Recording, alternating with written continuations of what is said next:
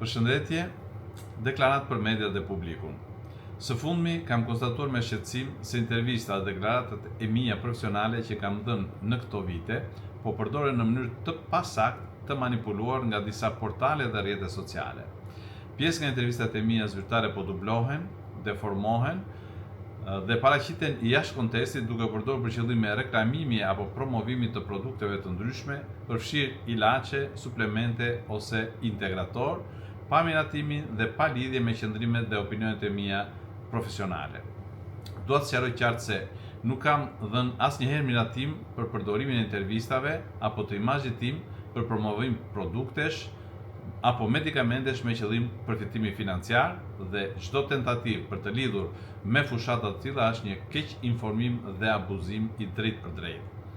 Përpasoj, kam marrë një numër të konsiderueshëm telefonatash, mesazhesh dhe kërkesash për takime nga qytetarë që janë keq informuar, duke besuar se unë mbështes apo përshkruaj medikamente të caktuara. Kohët e fundit deformojnë sidomos kryesisht për diabetin dhe për sëmundjet e nyjeve dhe të kockave.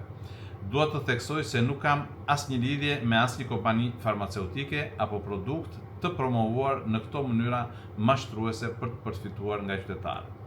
I bëj thirrje gjithë mediave dhe rrjeteve sociale që të respektojnë etikën profesionale, integritetin e informacionit dhe të mos keq përdorin përmbajtjen pa leje.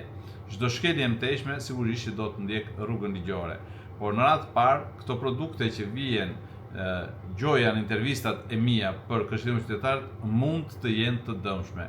Prandaj e theksoj edhe një herë që nuk kanë asnjë leje dhe asnjë autorizim, qoftë për intervistat apo imazhin tim si profesionist për të publicizuar këto medikamente. Nuk janë të vërteta, janë mashtrime, janë për qëllime përfitimi. Faleminderit.